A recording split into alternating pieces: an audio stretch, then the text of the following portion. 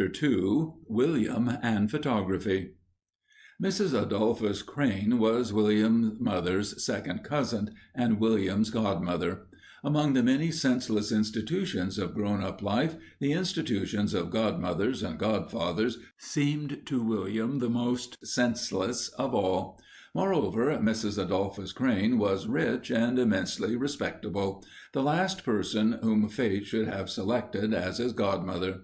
Fortunately, she lived at a distance, and so was spared the horrible spectacle of William's daily crimes.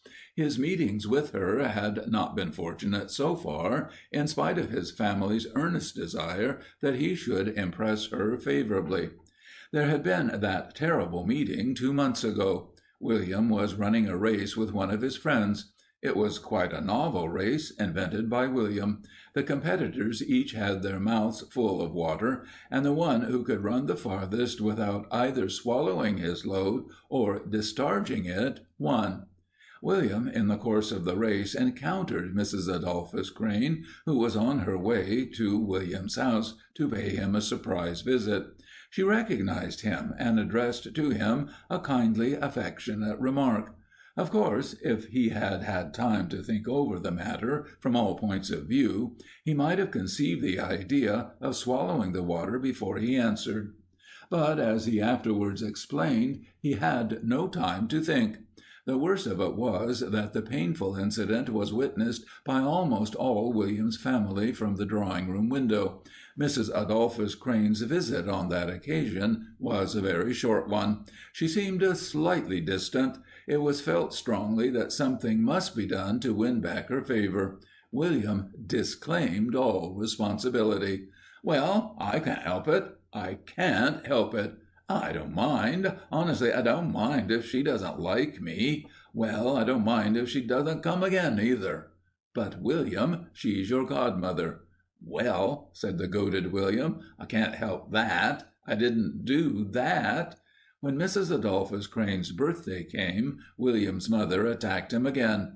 "You ought to give her something, William, you know, especially after the way you treated her the last time she came over." "I've nothing to give her," said William simply. "She can have that book Uncle George gave me if she likes. Yes, she can have that." He warmed to the subject. "You know, the one about ancient history. Don't mind her having it a bit." "But you haven't read it." "I don't mind not reading it," said William generously. "I'd like her to have it," he went on. But it was Mrs. Brown who had the great inspiration. "We'll have William's photograph taken for her." It was quite simple to say that, and it was quite simple to make an appointment at the photographer's, but it was another matter to provide an escort for him. Mrs. Brown happened to have a bad cold. Mr. Brown was at the office. Robert, William's grown-up brother, flatly refused to go with him. So, after a conversation that lasted almost an hour, William's elder sister Ethel was induced, mainly by bribery and corruption, to go with William to the photographer's, but she took a friend with her to act as a buffer state. William, at the appointed hour, was in a state of suppressed fury. To William, the lowest depth of humiliation was having his photograph taken. Mrs. Brown had expended much honest toil upon him. He had been washed and brushed and combed and manicured till his spirits had sunk below zero. To William, complete cleanliness was quite incompatible with happiness. He had been encased in his best suit, a thing of hard, unbending cloth, with that horror of horrors, a stiff collar. "Won't a jersey do?" he said plaintively. "It'll probably make me ill, give me a sore throat or something. This tight thing at my neck, and I wouldn't like to be ill 'cause of giving you trouble," he ended piously. Mrs. Brown was touched. She was the one being in the world who never lost faith in William. "But you wear it every Sunday, dear," she protested. "Sundays is different," he said. "Everyone wears silly things on Sundays. But suppose I met someone on my way there." His horror was pathetic. "Well, you look very nice, dear. Where are your gloves?" "Gloves?" he said indignantly. "Yes, to keep your hands clean till you get there." Is anyone going to give me anything for doing all this?" She sighed. "No, dear, it's to give pleasure to your godmother. I know you like to give people pleasure." William was silent, cogitating over this entirely new aspect of his character. He set off down the road with Ethel and her friend Blanche. Bosom friends of his, with jerseys, with normal dirty hands and faces, passed him and stared at him in amazement. He acknowledged their presence only by a cold stare. On ordinary days he was a familiar figure on that road himself, also comfortably jerseyed and gloriously dirty. He would then have greeted them with a war-whoop and a friendly punch. But now he was an outcast, a pariah, a thing apart, a boy in his best clothes and kid gloves on an ordinary morning. The photographer was awaiting them. William returned his smile of welcome with a scowl. "So this is our little friend," said the photographer. "And what is his name?" William grew purple. Ethel began to enjoy it. "Willie," she said. Now, there were many insults that William had learned to endure with outward equanimity, but this was not one. Ethel knew perfectly well his feeling with regard to the name Willie. It was a deliberate revenge, because she had to waste a whole morning on him.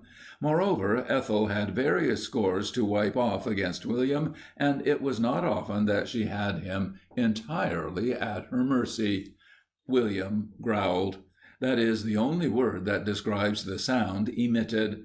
"Pretty name for a pretty boy," commented the photographer in sprightly vein. Ethel and Blanche gurgled. William, dark and scowling, looked unspeakable things at them. "Come forward," said the photographer invitingly. "Any preparations? Fancy dress?"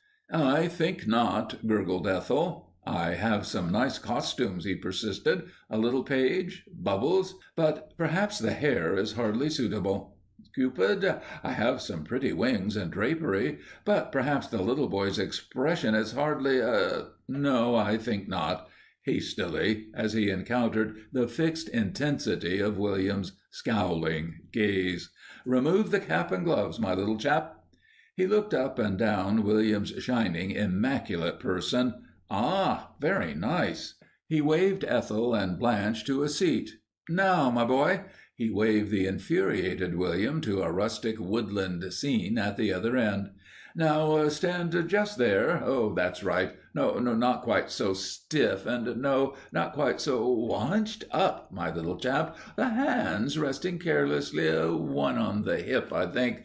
Just easy and natural. Oh, that's right. But no, hardly. Relax the brow a little, and oh, no, not a grimace. It would spoil a pretty picture. Oh, the feet so, and the head so. The hair is slightly deranged. Oh, that's better."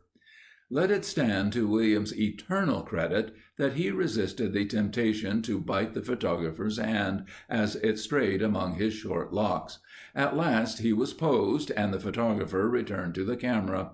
But during his return, William moved feet, hands, and head to an easier position. The photographer sighed. "Ah, he's moved. William's moved. What a pity. We'll have to begin all over again." He returned to William, and very patiently he rearranged William's feet and hands and head. "The toes turned out, not in, you see, Willie, and the hands so, and the head is slightly on one side, so. Oh, no, not right down onto the shoulder. Ah, that's right, that's sweet, a very pretty picture." Ethel had retired hysterically behind a screen. The photographer returned to his camera. William promptly composed his limbs more comfortably. "Ah, what a pity Willie's moved again. We shall have to commence afresh." He returned to William, and again put his unwilling head on one side, his hand upon his hip, and turned William's stout boots at a graceful angle. He returned. William was clinging doggedly to his pose. Anything to put an end to this torture. "Ah, right," commented the photographer. "Splendid. Very pretty. The head just a leetle bit more on one side. The expression a leetle less melancholy.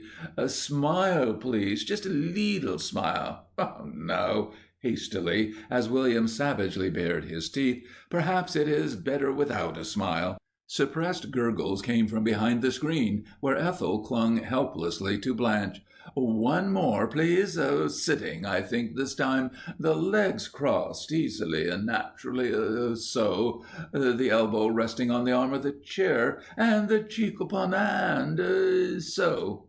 He retired to a distance and examined the effect, with his head on one side. "A little spoilt by the expression, perhaps, but very pretty. The expression a leetle less fierce, if you will pardon the word."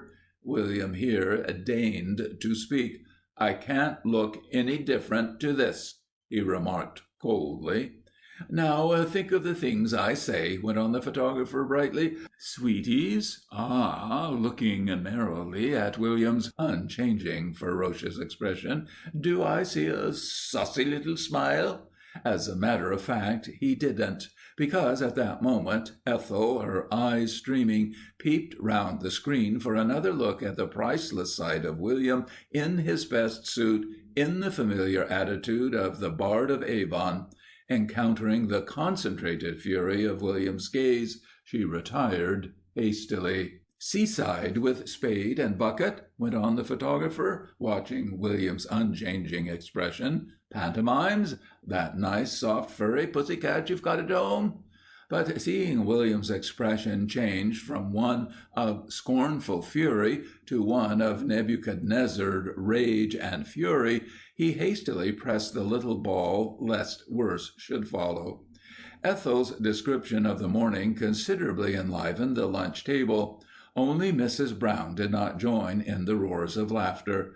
"But I think it sounds very nice, dear," she said. "Very nice. I'm very much looking forward to the proofs coming." "Well, it was priceless," said Ethel. "It was ever so much funnier than the pantomime. I wouldn't have missed it for anything. For years to come, if I feel depressed, I shall just think of William this morning. His face, his face!" William defended himself.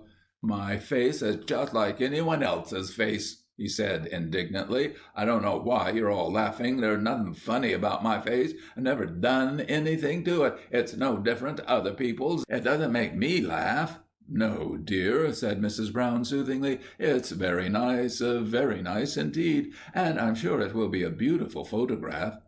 The proofs arrived next week. They were highly appreciated by William's family.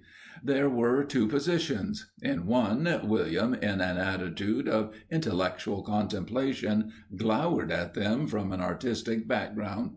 In the other, he stood stiffly with one hand on his hip, his toes, in spite of all, turned resolutely in, and glared ferociously and defiantly upon the world in general.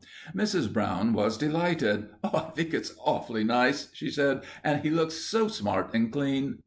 William, mystified by Robert's and Ethel's reception of them, carried them up to his room and studied them long and earnestly. "Well, I can't see what's funny about 'em," he said at last, half indignantly and half mystified. "It don't seem funny to me." "You'll have to write a letter to your godmother, dear," said Mrs. Brown, as Mrs. Adolphus Crane's birthday drew near. "Me?" said William bitterly. "I should think I've done enough for her."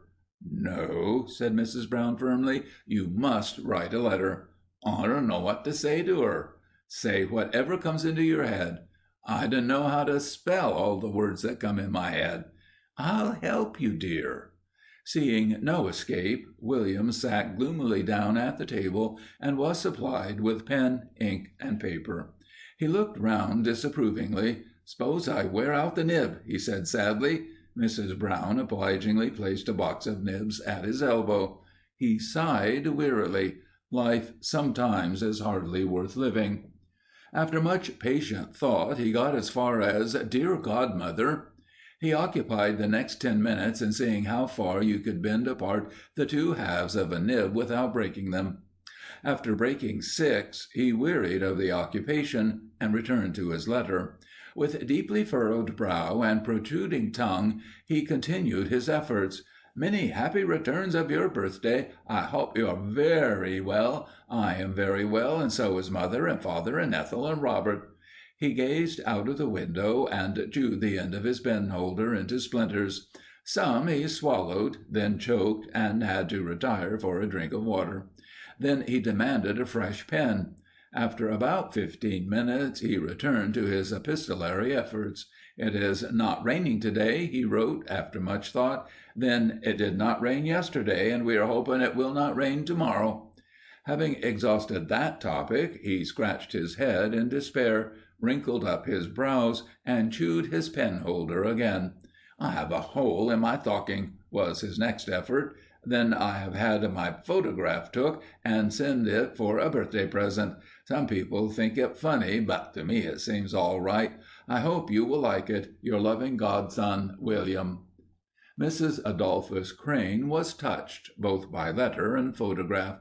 "I must have been wrong," she said with penitence. "He looks so good, and there's something rather sad about his face." She asked William to her birthday tea party. To William this was the climax of a long chain of insults.